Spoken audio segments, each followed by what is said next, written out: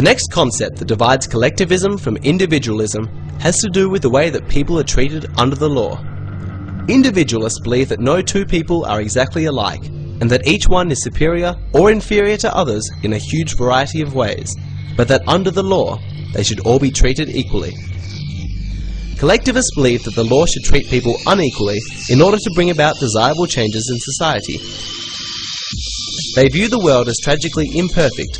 They see poverty and suffering and injustice, and they conclude that something must be done to alter the forces that have produced these effects. They think of themselves as social engineers who have the wisdom to restructure society to a more humane and logical order. To do this, they must interfere in the affairs of men at all levels and redirect their activities according to the master plan. That means they must redistribute wealth and use the police power of the state to enforce prescribed behavior.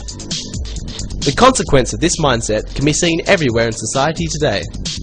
Almost every country in the world has a tax system designed to treat people unequally depending on their income, their marital status, the number of children they have, their age, and even the type of investments they may have. The purpose of this arrangement is to redistribute wealth, which means to favour some classes over others.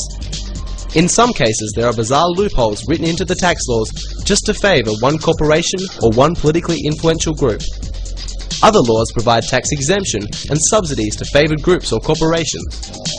Inequality is the sole purpose of these laws.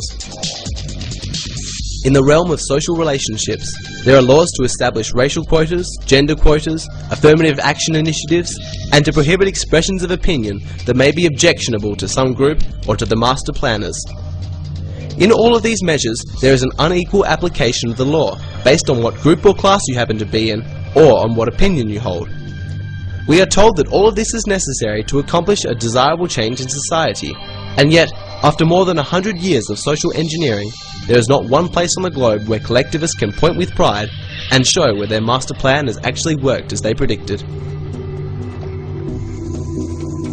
Let us use an example of a basketball league, where some of the teams were forced during the last season to play with one arm tied behind their backs, while others could play without constraint. Of course, neither individualists nor collectivists would consider this arrangement fair. Now suppose that someone proposed for the next several seasons, those teams whose players had been untied were now to play all of their games with one arm tied behind their backs, while those who had been tied up now had both arms free. Is the arrangement now fair? Before we answer, let's improve the analogy. Let's observe that there has been a complete turnover of players. All those who played in the first set of games have retired. The current players, therefore, are newcomers, none of whom were involved in the original practice. Let's ask again, is the arrangement now fair? It is important to identify one crucial premise in this example. It identifies the players as individuals, rather than members of a collective team. Let us use a more contemporary example of groups who, historically, have had the rules of the game biased against them, such as the indigenous peoples of Australia and Canada, or the Native Americans of the United States. Their struggle has been against the racism and inequality that inhibits their opportunities. Both collectivists and individualists would agree that the rules of the game need to be changed so that they can play with both hands untied. But what would we say if collectivists went even further and changed the rules so that the ancestors of native people were guaranteed employment, given welfare payments, or even made exempt from paying taxes just because they belong to the group, regardless of how well off the individual may be? In their quest for equal rights, is the collectivist strategy for swapping negative inequality for positive inequality likely to be successful?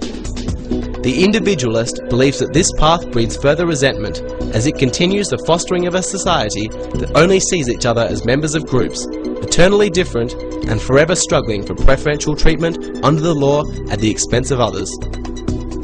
There have been many books written about the collectivist utopia, but they have never materialized in the real world. Wherever collectivism has been applied, the results have always been more poverty than before, more suffering than before, and certainly more injustice than before. Individualism is based on the premise that all citizens should be equal under law, regardless of their race, religion, gender, or political opinion. No class should be given preferential treatment, regardless of the merit or popularity of its cause. To favour one class over another is not equality under law. In the final part of this series, we explore the proper role of government. We look at the difference between an individualist and a collectivist state, and where each government will take its society.